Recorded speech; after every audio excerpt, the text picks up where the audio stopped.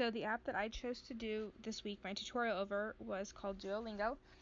It is a free app to learn a second language is what it's for. So you can go into your app store and just type in Duolingo. It's the first one that pops up. As you can see, I've already downloaded it, so you can for me, I can just go in and open it.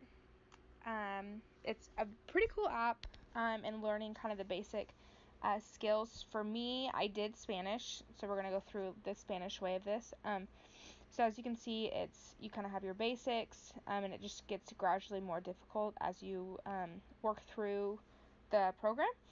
You can kind of see too as we go down, there's checkpoints that you have to pass. And you can just kind of see even by the titles of it how it'll get more difficult and more kind of technical, I guess, in a way, just in how you're learning more deep into the second language. So we can go back up and we'll go through one of them. As you can see, I've already done this, so you'll go through and I can just click redo really quick. And so for this, it pops up the question, which of these is the boy? And so with this, you get the picture as well as the spelling of it, and then once you click it, it'll repeat it back to you, and so you get the sounding of it so you can repeat it back as well. So I click on that and I click check, and yes, I am correct, and it'll tell me how to pronounce it, so I keep moving on.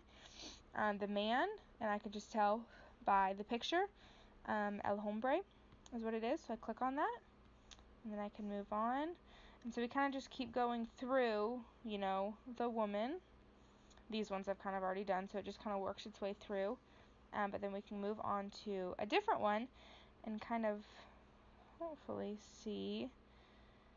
It'll have, in certain ones like this one, it'll say it to you, and then you have to translate it into English. And so this says, it is an apple.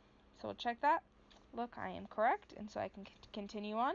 And then this one, it'll say it to you, and then you have to repeat it you have to type in what it says in English. And so that's a pretty cool, it gives different ways, so it has that, the visual, you can see what it is, and you get the auditory as well with it. And so you can kind of see, as you work your way through, it doesn't just, once you master it, it doesn't just move on.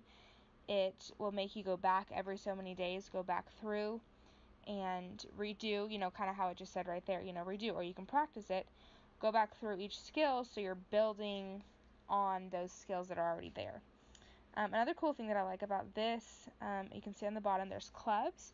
So you can create a club, or if you already have a club code, you can get onto that. But for a Spanish classroom, you can have, those people those students that are really grasping the second language and those that are really struggling. So you can pair those groups, the more advanced together and kind of those middle kids together as well, and then those that are really struggling together, or you can mix it up, and have a variety of each in the clubs. But this is a way that they can practice in a classroom, but as well when they're outside, or if they're outside the classroom, say at home working on homework, and they're just lost and not understanding it.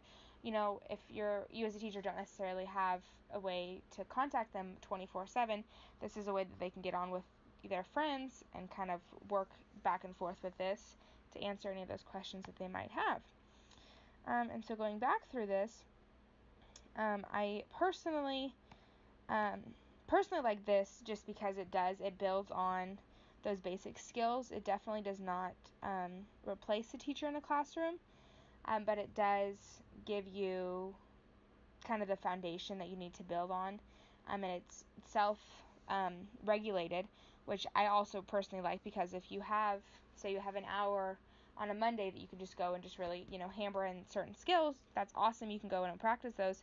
But say it's a Wednesday afternoon, you only have 10 minutes that you're walking from one class to another, and you just want to just whip it out really quick. That's totally awesome, and you can work through those kind of at your own pace.